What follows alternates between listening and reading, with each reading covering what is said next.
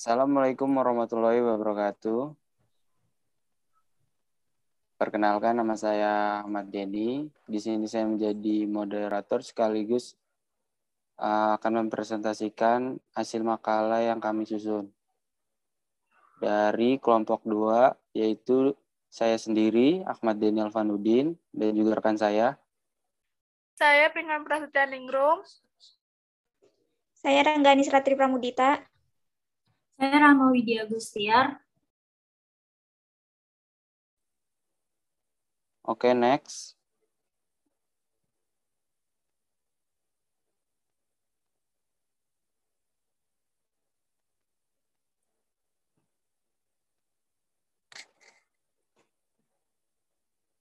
Presentasi kali ini yaitu tentang peranan teknologi informasi dalam SCM. Kopral and Medin 2001 menyatakan bahwa dalam SCM terdapat 4 penggerak atau driver, yaitu persediaan, transportasi, fasilitas, dan juga informasi. Dari keempat penggerak tersebut, informasi merupakan penggerak utama. Informasi sangat berpengaruh ketiga penggerak lain.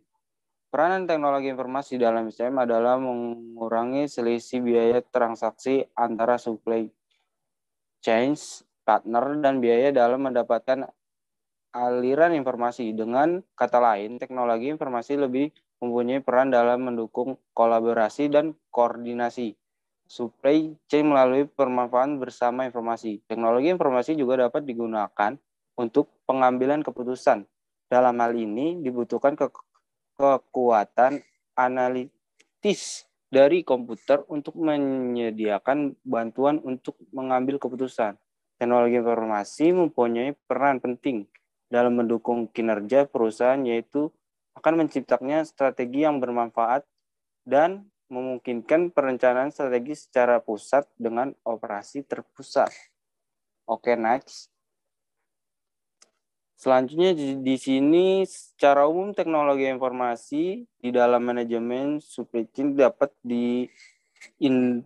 dilihat dari dua perspektif besar. Yang pertama yaitu perspektif teknis. Dilihat dari sisi teknis, ada dua teknologi informasi yang harus dipenuhi, yaitu fungsi pencipta dan juga fungsi penyebar. Dari fungsi penyebar tergolong 4 jenis, yaitu gathering, organizing, sharing, and distributing. Oke, next. Selanjutnya perspektif manajerial. Ada 4 peran yang diharapkan oleh perusahaan dari implementasi efektif sebuah teknologi informasi, yaitu minimize risk, mengurangi resiko berasal dari adanya ketidakpastian berbagai hal dan aspek eksternal lain yang berada di luar kantor. Record cost adalah 4 cara untuk mengurangi biaya yang kerap dikeluarkan untuk kegiatan sehari-hari. Salah satunya eliminasi proses, simplifikasi proses, integrasi proses, dan juga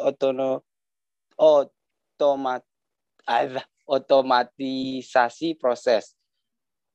Yang ketiga ada add value, menciptakan value bagi penyelenggara perusahaan, tidak sekedar memuaskan pelanggan, tetapi lebih untuk menciptakan loyalitas pelanggan, sehingga pelanggan bersedia selalu menjadi konsumennya untuk jangka waktu panjang.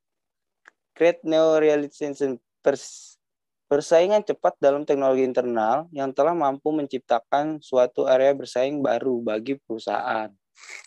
Oke, selanjutnya akan dibacakan oleh teman saya. Peranan teknologi informasi pada masing-masing proses bisnis dalam SCM tersebut adalah sebagai berikut. 1. Peranan dalam manajemen hubungan pelanggan. Contohnya, aplikasi Salesforce Automation dapat digunakan untuk mengotomatiskan hubungan antara para penjual dan pembeli melalui penyediaan informasi produk dan harga. Kedua, peranan dalam manajemen pelayanan pelanggan. Dengan teknologi informasi, perusahaan dapat memberikan pelayanan kepada pelanggan dengan tingkat kepastian yang tinggi. 3. Peranan dalam manajemen permintaan. Manajemen permintaan, demand management mencakup proses-proses yang bertujuan untuk menjaga keseimbangan antara kebutuhan pelanggan dengan kemampuan pasokan perusahaan. Yang keempat, ada peranan dalam pemenuhan pesanan. Pemenuhan pesanan yang efektif membutuhkan integrasi dari proses manufaktur, logistik, dan rencana pemasaran. 5. Peranan dalam manajemen aliran manufaktur. Proses-proses manufaktur harus bersifat fleksibel dalam menanggapi perubahan pasar. Perubahan dalam pasar aliran manufaktur diperlukan untuk memperpendek waktu siklus. Hal ini berarti akan meningkatkan responsivitas terhadap pelanggan. Yang keenam, ada peranan dalam manajemen hubungan pemasok. Manajemen hubungan pemasok merupakan proses yang menentukan bagaimana suatu perusahaan berinteraksi dengan para pemasoknya. 7. Peranan dalam pengembangan dan komersialisasi produk. SCM mencakup integrasi pelanggan dan pemasok ke dalam proses pengembangan produk untuk memperpendek time to market. Yang ke-8 ada peranan dalam manajemen pengembalian, yaitu return management. Proses manajemen pengembalian mencakup peraturan aliran reserve produk secara efisien dan mengidentifikasi peluang-peluang untuk mengurangi pembelian yang tidak dikehendaki. Next, ada pentingnya informasi dalam supply chain. Informasi sangat penting untuk kinerja supply chain atau rantai pasok karena informasi menjadi dasar pelaksanaan proses rantai pasok dan dasar bagi manajer dalam membuat keputusan. Tanpa informasi, seorang manajer tidak bisa mengetahui permintaan dari pelanggan, berapa material yang tersedia, dan berapa jumlah dan jenis produk yang harus dibuat. Maka dari itu, informasi yang mengalir antar bagian di dalam sebuah perusahaan, juga antar perusahaan dalam sebuah rantai pasok akan memberikan manajer rantai pasok visibilitas atau pandangan tentang keseluruhan rantai pasok, sehingga mereka dapat membuat keputusan yang lebih baik.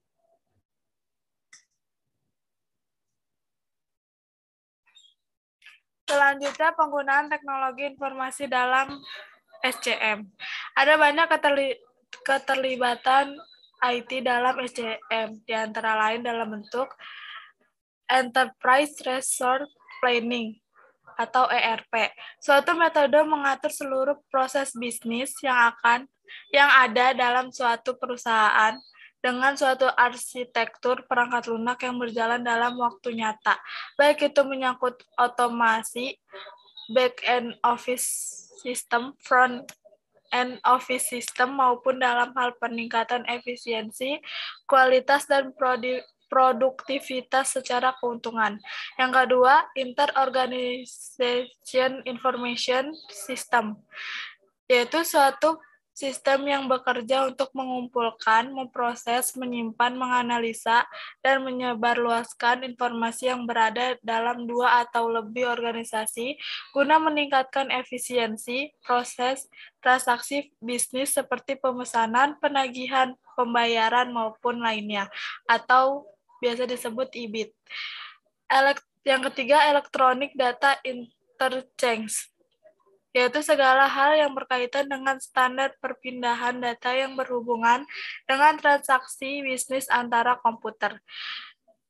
Dan terakhir, Virtual Enterprise, yaitu suatu jaringan dari beberapa perusahaan yang independen, sangat mungkin dahulunya sesama kompetitor, bersama-sama dan bekerjasama dalam mempercepat peningkatan keuntungan dan meraih kesempatan dengan menggunakan informasi dan komunikasi teknologi. Selanjutnya ada e-commerce, seluruh aktivitas yang berfungsi dengan proses pembelian, penjualan, pengiriman, maupun pertukaran produk, servis maupun informasi merupakan bantuan jaringan komputer, termasuk juga internet.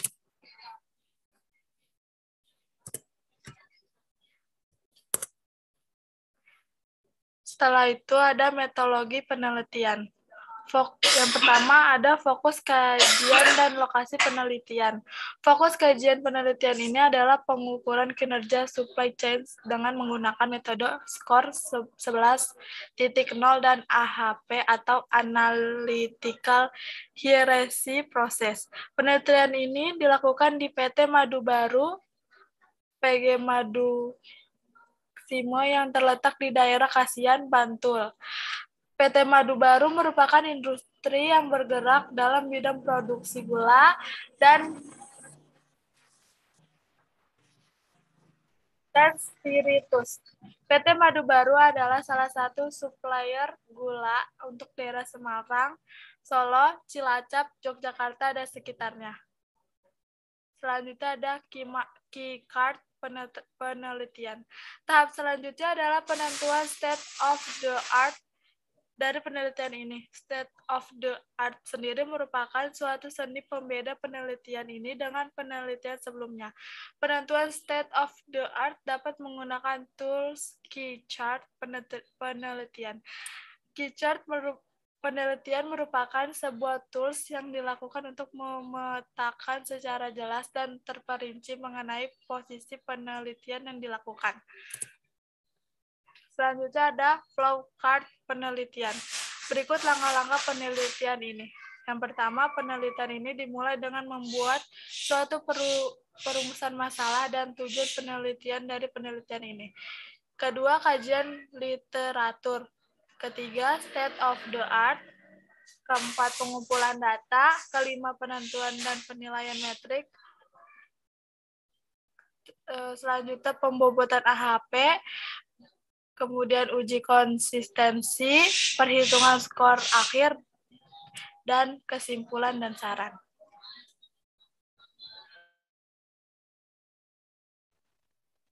Selanjutnya, data yang diperlukan berikut merupakan data-data yang diperlukan dalam menunjang penelitian ini.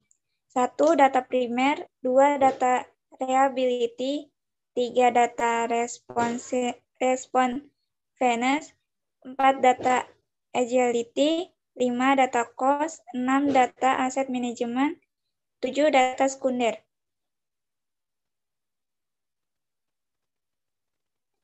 Selanjutnya, metode pengumpulan data. Dalam proses pengumpulan data, maka perlu diketahui jenis dan metode yang digunakan adalah sebagai berikut. 1. Primer atau langsung. Data primer merupakan data yang diperoleh dari pengamatan secara langsung pada objek yang akan diteliti atau dikaji. Data primer dalam penelitian ini didapatkan melalui observasi langsung dan wawancara, yaitu observasi langsung dilakukan dengan mengumpulkan data secara langsung di lapangan. Pengumpulan data secara langsung dilakukan di PT Madu Baru, PG Madu Kismo, Bantul, Yogyakarta. Yang lainnya ada wawancara. Ini dilakukan dengan cara tanya jawab dan pengisian kuesioner dengan sumber terpercaya.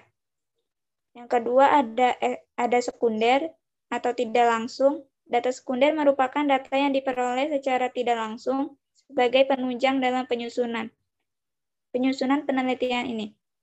Data sekunder pada penelitian ini didapatkan dari beberapa sumber berikut. Yang pertama ada kajian pustaka untuk mendapatkan teori-teori yang akan menunjang penelitian tersebut. Kajian pustaka ini dapat diperoleh dari buku, jurnal, artikel, dan internet. Yang kedua, data sekunder yang didapatkan dari perusahaan antara lain profil dan visi misi PT Madu Baru PG Madu Kismo. Selain itu, data historis yang sudah tersedia sebelum penelitian ini dilakukan.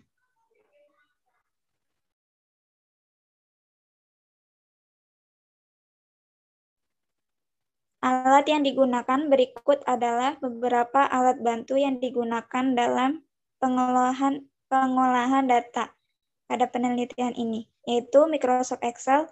Alat ini digunakan untuk perhitungan penilaian skor 11.0 dan AHP. Rumus yang digunakan adalah rumus dasar yang disediakan oleh software ini. 2. Microsoft Visio. Alat ini digunakan untuk proses pembuatan flowchart, keychart, dan lain-lain.